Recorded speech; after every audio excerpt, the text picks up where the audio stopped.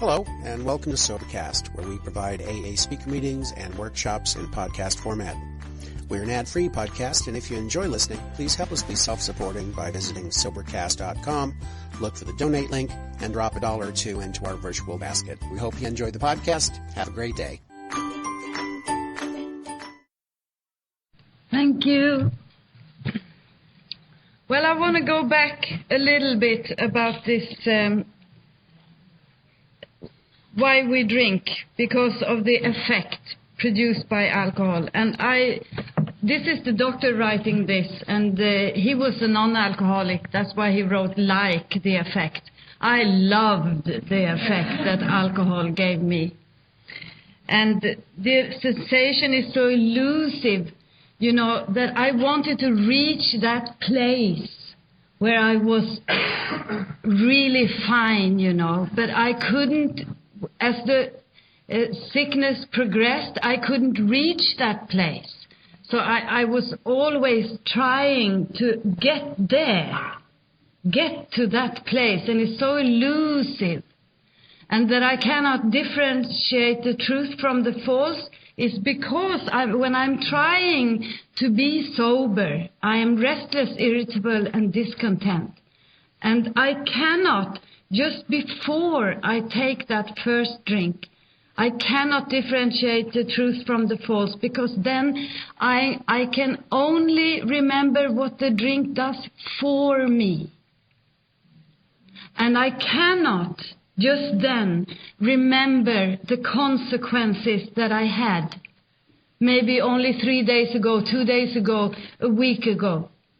I cannot remember. It's the reptile brain coming, you know. I just have to have something. I didn't drink to get drunk. I drank to get right.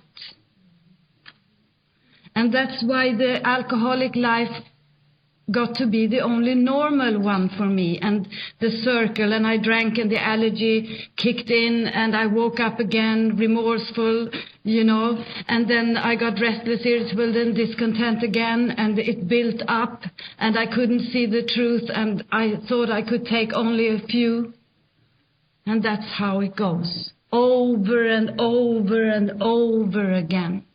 And I think this is so important, this condition, this internal condition that I was in, that I was never okay without alcohol.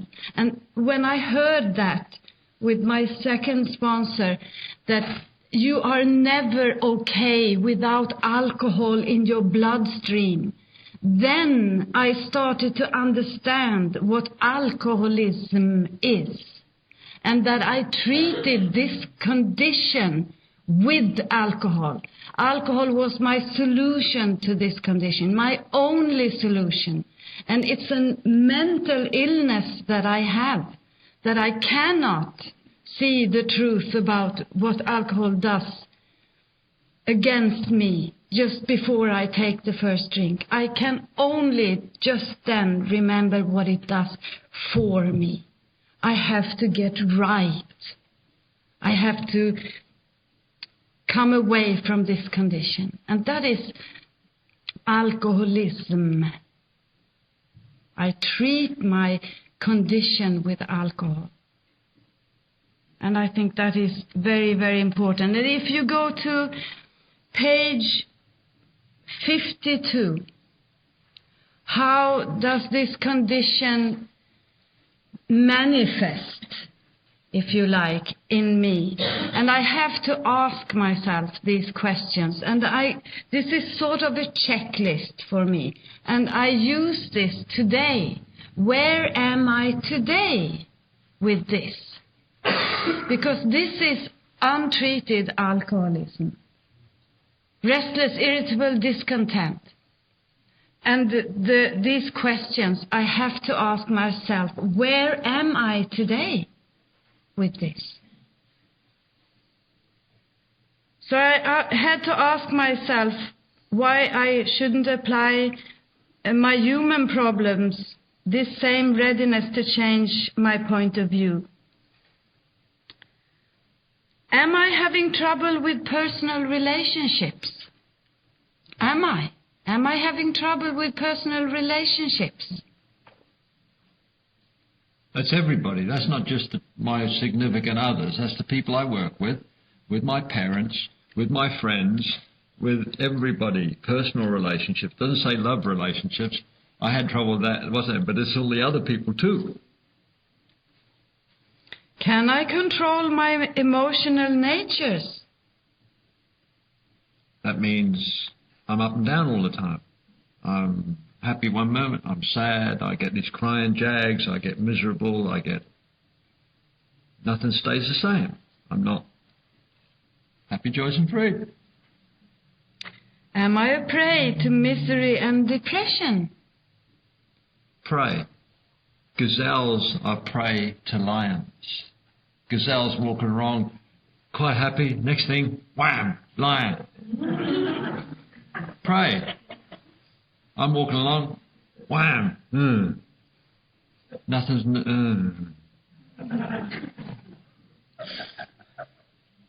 Suddenly, you see, it's sudden. Prey. Can I make a living? I mean, I can have a job, but am I happy and content at my work? What do I do with the money I earn? We don't always drink it away. Sometimes we gamble it away. A lot of gamblers in Alcoholics Anonymous, you know. It's quite exciting, apparently. I'm one of the lucky ones that didn't get taken down that road. Apparently it's quite exciting. And we get that sense of ease and comfort. I was a great spender. I still am sometimes. Sense of ease and comfort. Do I have a feeling of uselessness? Not all the time. Generally between drinks. Am I full of fear? Oh, yeah. Am I unhappy? Does it seem I can be of real help to other people? Well, frankly, I didn't care. Wasn't the basic solution of these bedevilments more important than anything else I have written here? Yeah. Of course it was. Yeah. Because if I can't have a happy and joyous sobriety, I won't stay sober.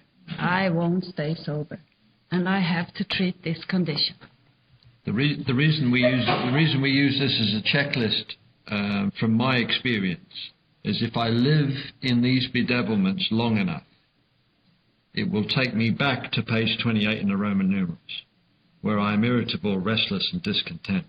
And if I live irritable, restless, and discontent long enough, on page 28, I get to page 29 in the Roman numerals, and I start to think about the sense of ease and comfort that comes at once from taking a few drinks. Drinks that I see other people taking with impunity, meaning without harm. They can, why can't I? Delusion. And it describes this once on page 29, the Roman numerals, it describes how we succumb again, yet again, to this desire to drink. Desire is in the mind, not the body. That once we start to drink, the allergy takes over. We go through the well-known stages of a spree. Whatever your experience of that is. I know what my experience of that is. And we emerge, like we've been someplace else, come out of it, remorseful. I'm never going to do that again. How many times did I promise everybody that I wasn't going to do that again? Everybody from my parents to my wife to whatever.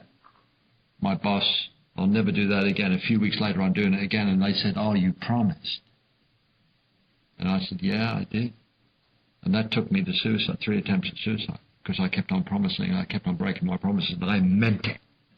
And if I hear anybody saying somebody's gone out and drank again, they didn't want it enough, rubbish. If you got enough cojones to walk into a meeting of Alcoholics Anonymous and say, I need help, but please say I need help, because if you don't say I need help, we might not help you. You really got to say please. But that's a joke. But you've got enough guts to walk into a meeting of Alcoholics Anonymous, into a whole bunch of people that you've never seen before in your life. You want help. You're not visiting Alcoholics Anonymous for fun. It's not that sort of place we go for social deal. You know, you want it enough. Did you get the solution? That's that bit about I am responsible. Did you get the solution when you walked into Alcoholics Anonymous? There are many meetings of Alcoholics Anonymous you walk into and they just say keep coming back. I will read this. Please.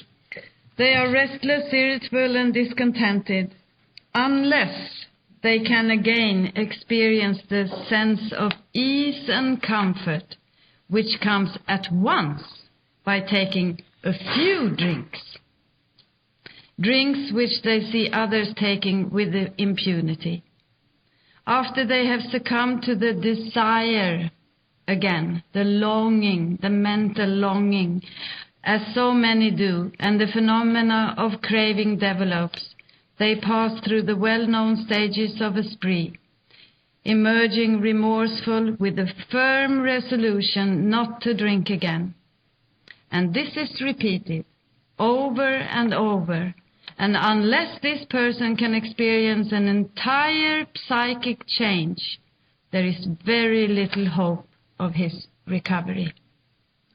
And an entire psychic change is what we have in a spiritual awakening, and that is a total change in the way I think and the way I feel.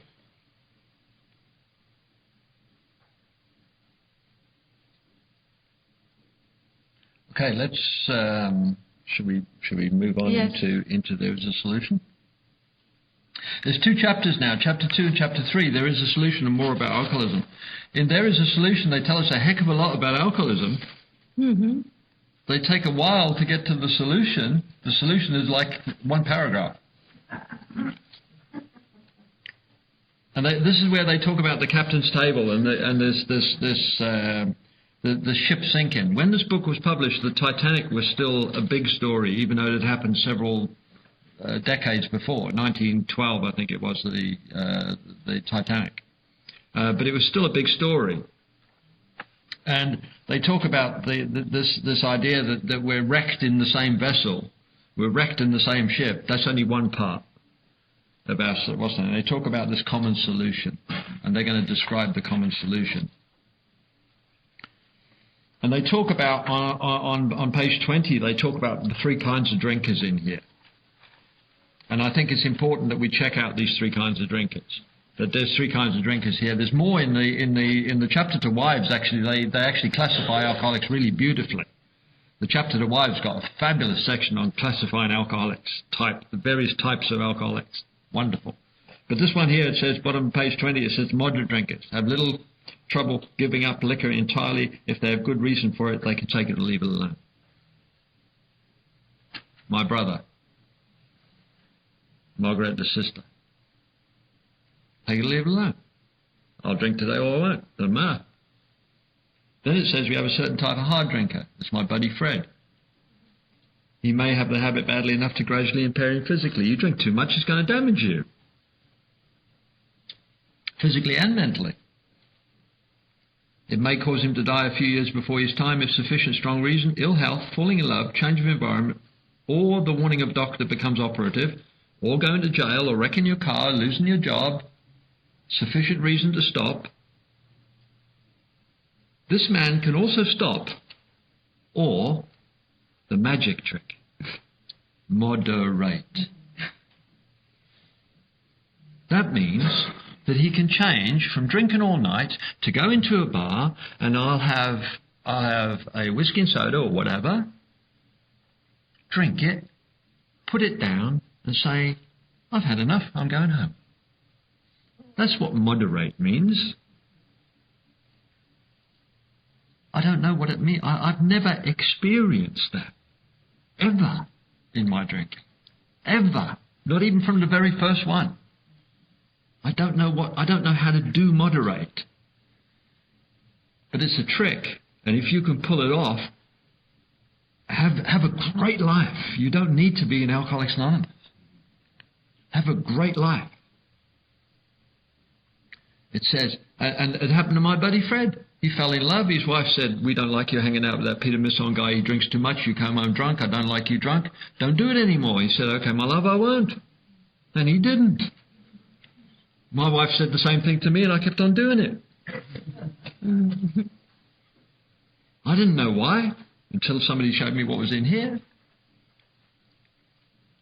But it does say he may find it difficult and troublesome, may even need medical attention. He may need to be detoxed because alcohol is a poison. That's interesting, isn't it? But what about the real alcoholic? I'm a real alcoholic. I'm not going to read the whole thing, but it talks about stuff, and it talks about Dr. Jekyll and Mr. Hyde. Now, that was written by Robert Louis Stevenson. Robert Louis Stevenson died of the effects produced by alcohol, cirrhosis of the liver and God knows what else. And if you see paintings and photographs of Robert Louis Stevenson, he looks like one of us. He's a skinny dude. He don't eat. And he's got this droopy mustache, and he doesn't look very happy. You know, he's a real alcoholic, I believe. And what people believe he was doing was, you see, Dr. Jekyll drinks something and changes into Mr. Hyde. And people think that he was trying to relay his experience with alcohol by writing a story. But it talks about being insanely drunk, dangerously antisocial. It talks about being well-balanced. I question that as far as I was concerned. Well-balanced when I'm not drinking? And they talk about from page 21 through the halfway down page 22, they're talking about the progression, because he may start off as a moderate drinker, may end up being a heavy drinker, but right at the end here it says, as matters grow worse, he begins to use a combination of high-powered sedative and liquor to quiet his nerves. You can change that into Prozac, Xanax, Librium, Valium. We don't use sedatives anymore, because sedatives were so much like alcohol that it was solid alcohol for us. I'm not going to make any comment about prescription drugs. I'm not a doctor. And then he says, perhaps he goes to the doctor and gives him morphine. So we now got a morphine addict. Morphine is addictive. It's an opiate. Be careful of codeine. Be careful of medications that contain codeine. Codeine is an opium derivative. We like that stuff. And then he begins to appear at hospitals and sanitariums. And the progression, it's Bill's story all over again. They keep on telling us this. You see, the way the book is laid out is that they tell us about the problem. And almost every chapter tells us about the problem first. Then they tell us about the solution, and then they tell us what will happen when we take the solution. But they always give us the bad news first. The first 52 pages of this book, bad news. There is no hope.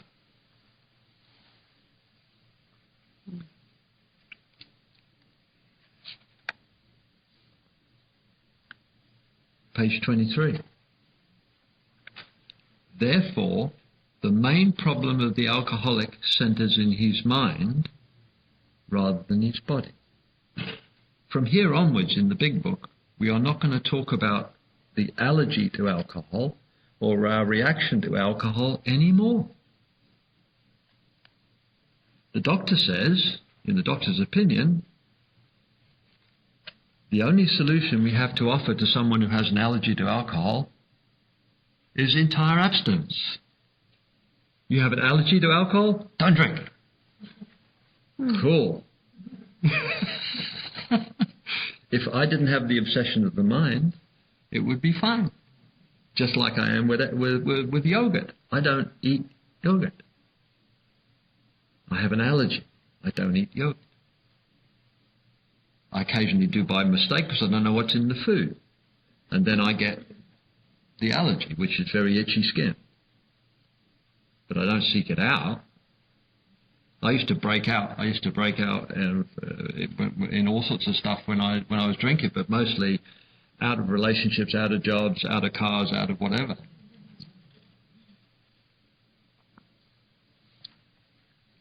So we're going to talk about the mind from here onwards. Page 23 is the changing point. Up to page 23, it's all about the body. After page 23, it's no longer about the body, it's now about this. And we start to learn about what we do and how we do it. And how we get back to taking that first drink. You see, the most insane thing I ever did before I came to Alcoholics Anonymous was pick up a drink stone cold sober. It wasn't the consequences of my drinking that was insane or unmanageable. It was the fact that I couldn't manage the decision not to drink. The unmanageable part when I come to Alcoholics Anonymous is that I cannot manage the decision not to drink. The main problem centers in my mind. My mind will always take me back to a drink because I'm having trouble with personal relationships, because I can't control my emotional nature, because I can't seem to make a living, because. What's really interesting is that when we get to see, we will see as we go the reason why we are like that.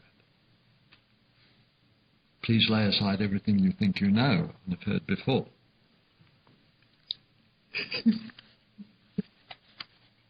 Read the black parts in here.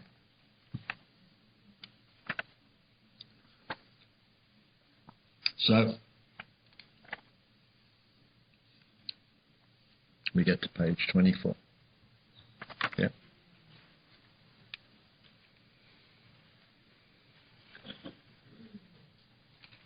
Want to read the, or shall I read it and you can comment? No, I can read this. Okay. The mind that I cannot keep the decision not to drink. Why I am powerless over the first drink.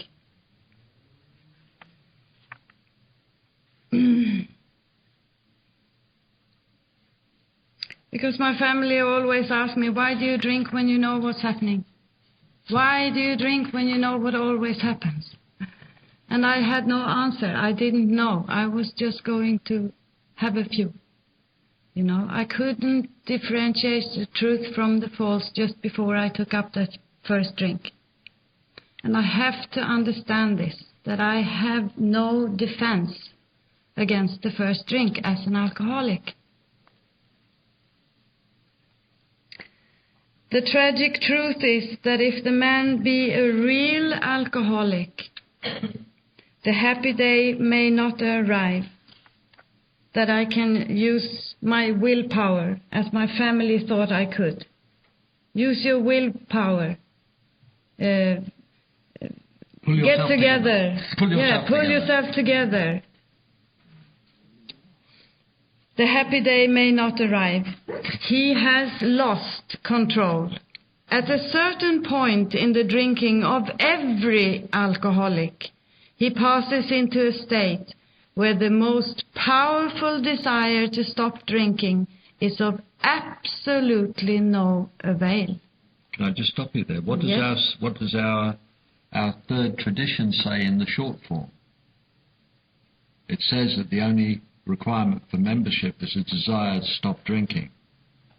Okay, you can be a member of Alcoholics Anonymous with the desire to stop drinking, but that's just told you on page 24 that it's not going to do anything for your sobriety. You can be a member of Alcoholics Anonymous, but you will keep drinking. Because we have this powerful desire to stop, but it's of absolutely no avail. That means it does not work.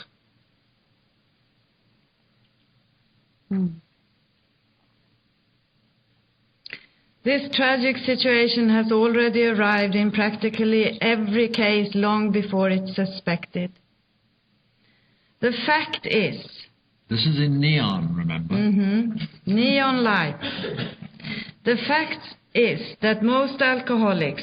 He's kind here. He's kind. for reasons yet obscure, have lost the power of choice in drink. Our so-called willpower becomes practically non-existent.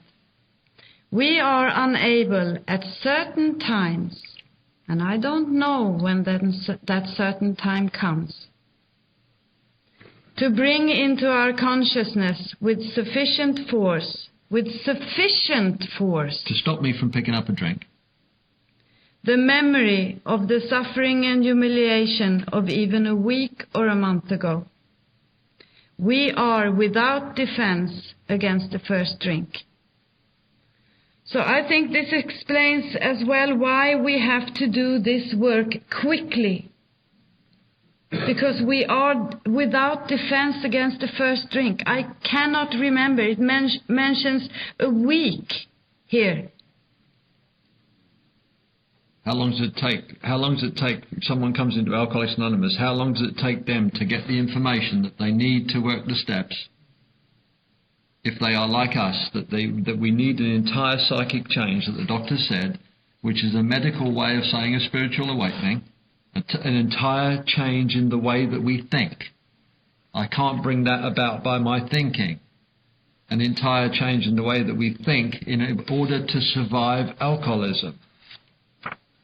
And that's just told us here that at a certain time, and I don't know what that looks like, I don't know when a certain time's going to show up, untreated, it could be tomorrow, it could be next week, it could be a month. They're saying we got a week or a month of grace before our next time it shows up. We need to get into the work to get power quickly. And it also says that we cannot bring into our consciousness, our brain, our thinking, with sufficient force to stop me from picking up a drink. At certain times, I am without defense against the first drink. I don't know what that looks like. In my case, it took 15 years for it to show up after I had actually done the work in Alcoholics Anonymous, but it showed up. I didn't see it coming. And I had alcohol in my hands. It wasn't for me, but it told me it was. I swear, it said it out loud. You're feeling like crap, you might as well drink. That was a certain time, and I didn't see it coming. And something kept me sober that night, but that's what a certain time is. And that was after being in Alcoholics Anonymous a long time and doing the work. But then I forgot to continue to do what I was supposed to do. And I started to get busy. So what we need is something that's going to bring into our consciousness with sufficient force, if you like, the memory and the suffering and humiliation of a week or a month ago. Now I'm going to just zip back to Bill's story. You don't have to go there. But if you read the first 8 pages of Bill's story, he talks about times when he's gone into a cafe to phone and someone has pushed a drink his way and he's taken it without a thought. Okay? He gets whatever he gets in the hospital. He gets the last detox and whatever. He follows what the dictates of the Oxford group. He gets this awakening. He's in a hotel in Akron. He's broke. He's got $10 in his pocket. He's broke. He's in a lawsuit. He may be ruined for life. All his friends have left him. He can't even afford the train home. He is 4.5, maybe 5.5 months sober. He's not managed to talk to another alcoholic successfully. They've all got drunk or carried on drinking. He's in a strange town. There's a bar at the end of the lobby. He is being drawn towards it by his thinking. If you read it, I may be able to go in there and maybe strike up a conversation. Maybe I shall have a ginger beer. Well, maybe I could have 2 drinks. Then he sees it. He sees the mental process that is taking him to a drink because he is spiritually fit. And he turns around and he goes to a phone and he starts to phone people to try and find another alcoholic to talk to, because he knows that he will be set on his feet if he does. So he describes it that way. So he's no longer being ambushed by this. He can bring into his consciousness with sufficient force to stop him from picking up a drink because he's spiritually fit. You see, just because I've done the work and I'm doing the steps and I'm working with other people, doesn't mean to say that I'm never going to have another thought of a drink. I'm an alcoholic. At certain times I'm going to have a thought of a drink. It's seeing it if I'm spiritually fit and seeing where it's going to take me and saying, no, I can't do that. This is what I need to do, and we're given stuff to do by this program. See, it's not that I'm going to be totally immune to the thought of drinking. That one of these days I'm going to have a thought to drink again. I hope I am. My responsibility is to be sufficiently fit, spiritually fit, that I don't actually follow through on that thought. I don't identify with that thought. I don't follow my thinking, which is what I did up until. And I'm focusing on that because we're going to get to that when we get to step 4. It's really interesting the way this works. Where do you want to go next? He could see it because he had done the work and he had the spiritual experience and he had God between. He could see his sick thinking before he actually did anything. And he thanked God for giving him his sanity back. Yeah?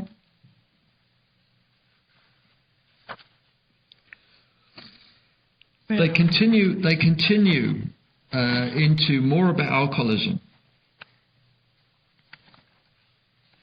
And more about alcoholism, they're talking about, in the chapter more about alcoholism, they're talking about the mental state that precedes the first drink.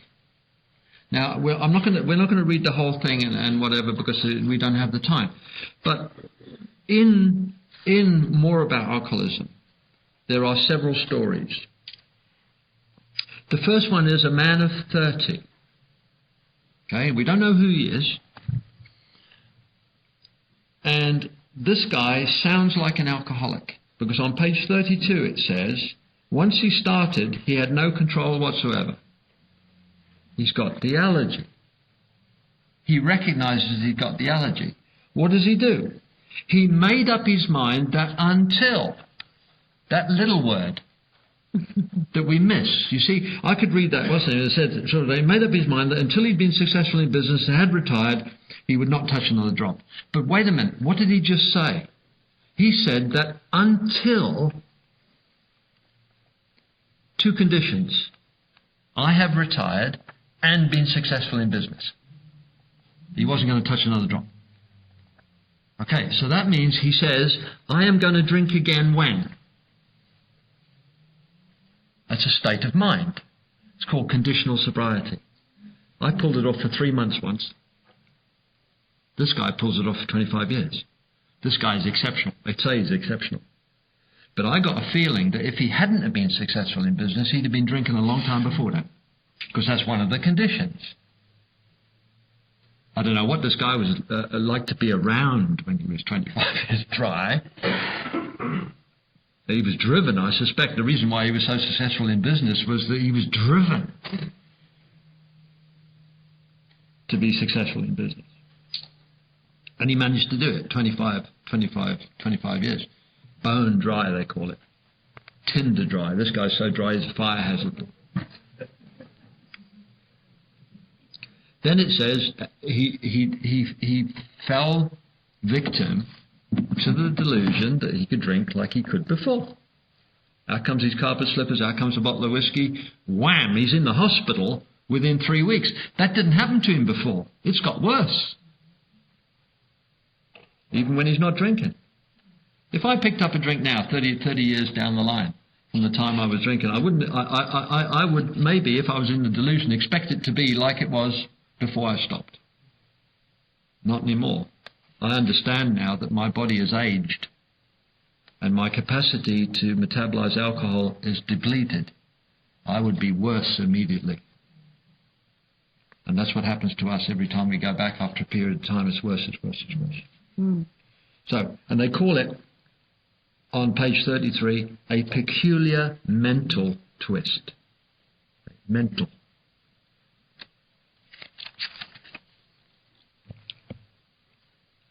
The baffling feature of alcoholism on page 34, the utter inability to leave it alone no matter how great the necessity of the wish. They've just reminded us of page 24.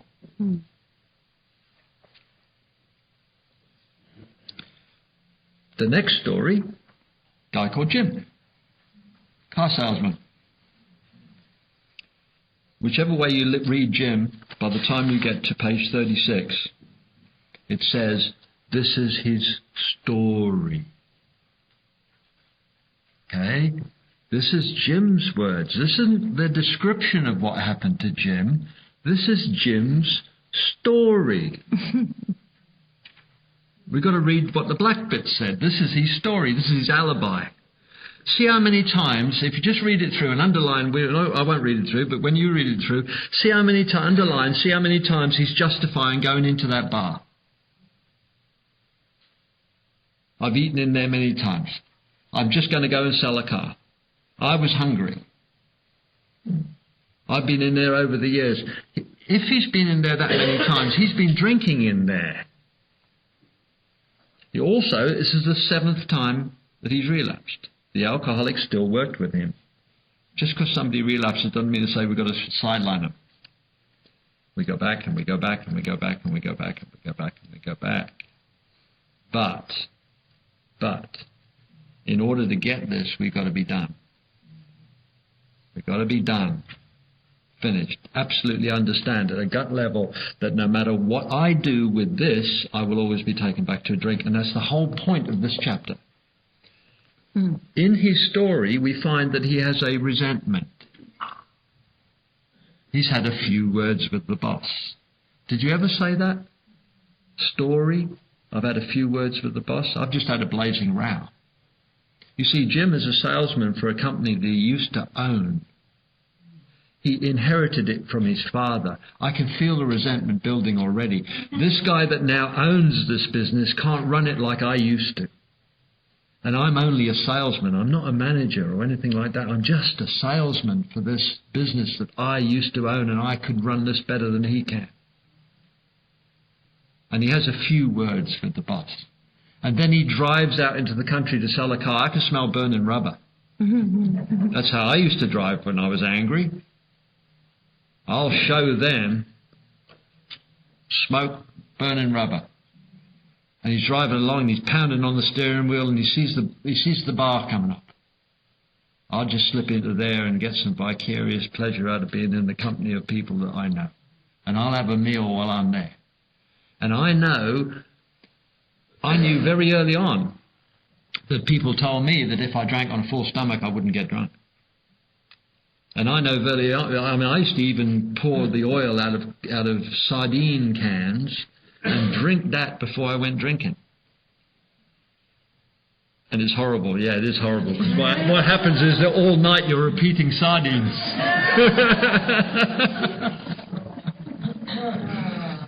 But you've got to try it. So this guy, and in italics in here, suddenly the thought comes. You see, there's a certain time in Jim's story, suddenly the thought comes. Now, I believe that this guy has a resentment. So there's a state of mind. Now, it may be that other people say, oh, no, he's not setting himself up for a drink. But I think he has a resentment. The description of what his story said, which is his alibi, if you like, for why he went to drink, is sufficient for me to think that he has a resentment. I can feel it when I really think about it. I can feel that resentment because I'm alcoholic and I know what alcoholic thinking. We're very alike, all of us, the way we do this. And thus started, he had much knowledge about himself as an alcoholic, yet all reasons for not drinking were easily pushed aside. He didn't see the consequences. Strange mental blank spot. They call it plain insanity. About 10 lines down, they say curious mental phenomenon. I think they're trying to tell us something here. They keep on. How many times have they told us already that we're insane? You see, once they say something twice, they're saying it very loudly. If they say something 3 times, they're yelling at us. If it's repeated again and again and again, we have got to hear this. The main problem of the alcoholic centers in his mind or her mind, rather than, and if you see he, change it to she if you're a female, because this book is written for all of us. Curious mental phenomenon that parallel with our sound reasoning. There inevitably ran an insanely trivial excuse for taking the first drink. It sounds like there might be two of us here. Parallel. There's two thoughts here. Parallel. One's going, drink. The other one's going, oh, I can't. Drink.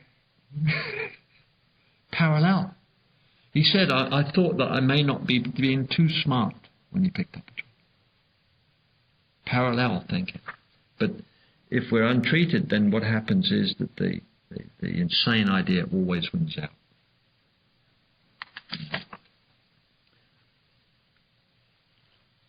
The next guy we got is absurd, incomprehensible, jaywalker. This is the parable of the jaywalker. I think what it's here for is to show us how goofy we look to ordinary people. Mm-hmm. Because I look at this guy and I think, first of all, when I first read it, this guy's nuts. I mean, I wouldn't do. Would you run out in front of a fire engine if you've been hit time after time after time? You've ended up time in hospital. Would you run out in front of a fire engine? And then I got it. Yeah, I would. Because I like the buzz. I'm a thrill seeker, you see. I like that kind of excitement. Oh, yeah. You know, I can remember how excited I used to get when I was thinking about, oh, yeah, it's going to be a party tonight. I'm going to get lots of alcohol and all that. And I get excited. And this guy's a thrill seeker. And I surfed, I ride motorcycles, I sail boats, I sail sailing boats, I race sailing boats. Those are adrenaline sports. I understand the jaywalker, but I think it's a state of mind. He's a thrill seeker. And then we got Fred. My buddy Fred. Now, I think the story of Fred is really interesting, because the story of Fred, if you read it, he ends up in hospital. He says, oh, I'm only here for my nerves. I'm just here for my nerves. You know, it's not really very serious. The doctor said, oh, no, I think you're serious because you've just suffered delirium tremens. Because he said he was jittery, right? He's come into Boston because he suffered. You only suffer delirium tremens if you have drunk for a very long time. I stopped drinking and I had delirium tremens. I shook it out at home. And I was chased around. It came right on time. 48 to 72 hours after I quit drinking, I was being chased around the house by all sorts of stuff. Nasty. I had bad trips, so that was really nasty. Fred would not believe himself an alcoholic. Okay, so what they did, they told him what they knew about alcoholism, allergy, mental obsession. And he said, no, what I know now I'll watch for that. So off he goes. Now, it says, what I find really, really interesting was that on page 41, it says,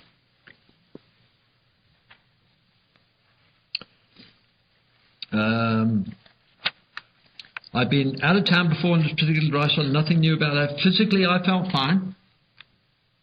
Physically, he's great. Neither did I have any pressing problems or worries. My business came off well. Success. I was pleased and knew my partners would be too.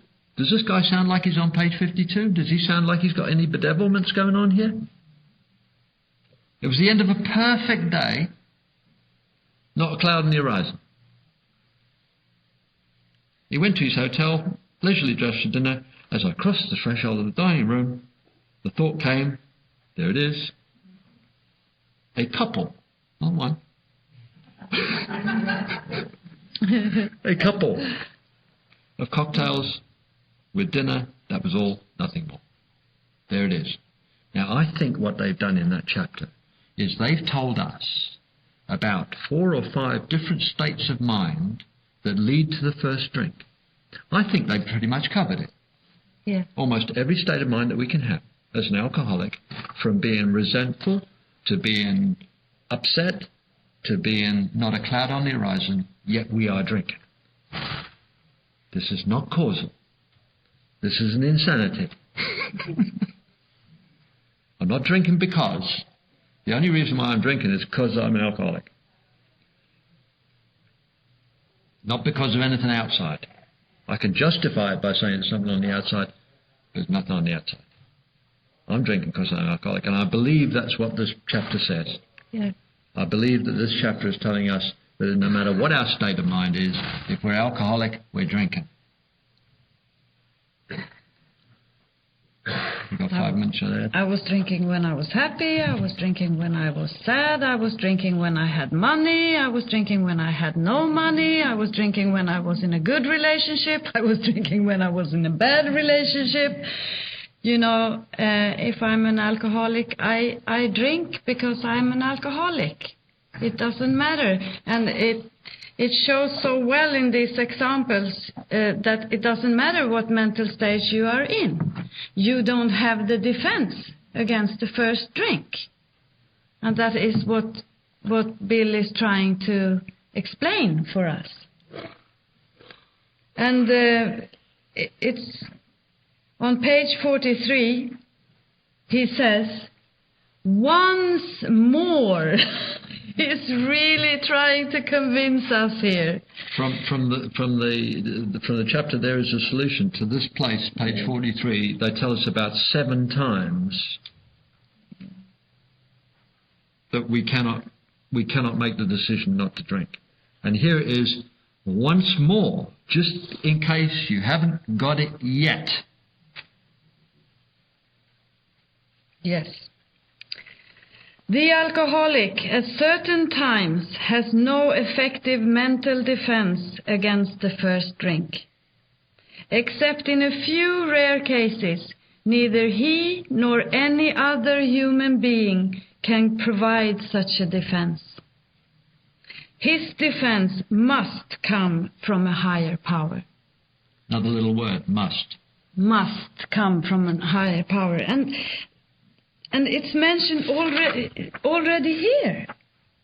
You know, that I have a mind that I cannot trust.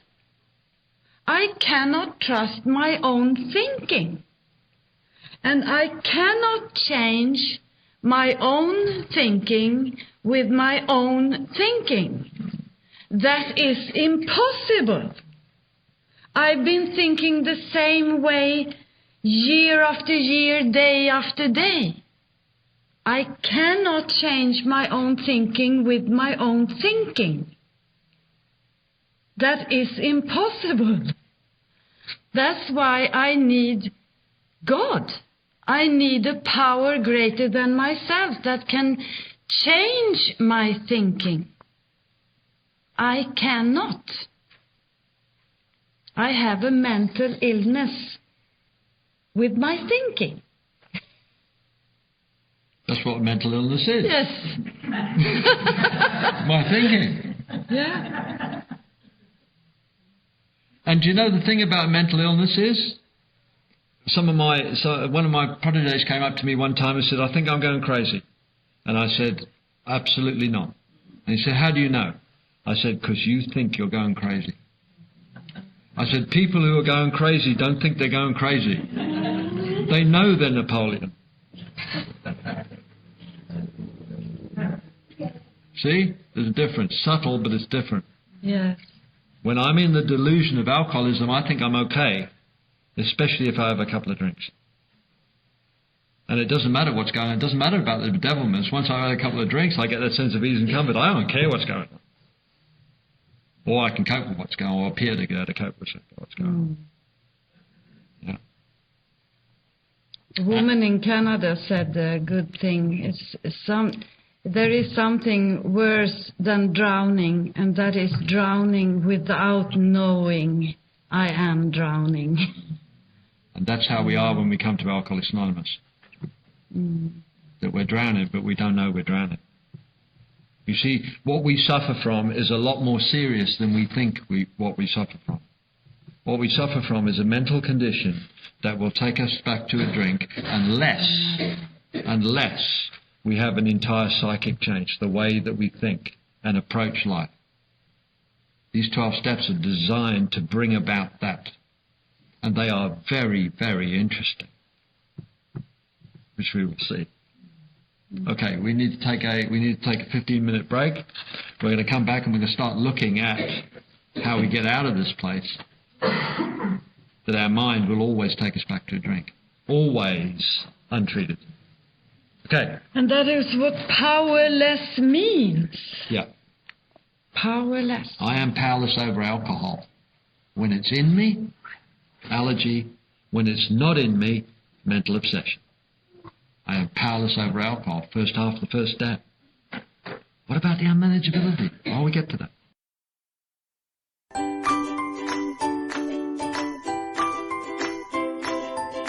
Thanks for listening. I hope you enjoyed the podcast. Sobercast is ad-free, and we'd like your help in order to keep it that way. So if you'd like to help us be self-supporting by pledging $1 or $2 a month, visit Sobercast.com and look for the donate links. Thank you very much.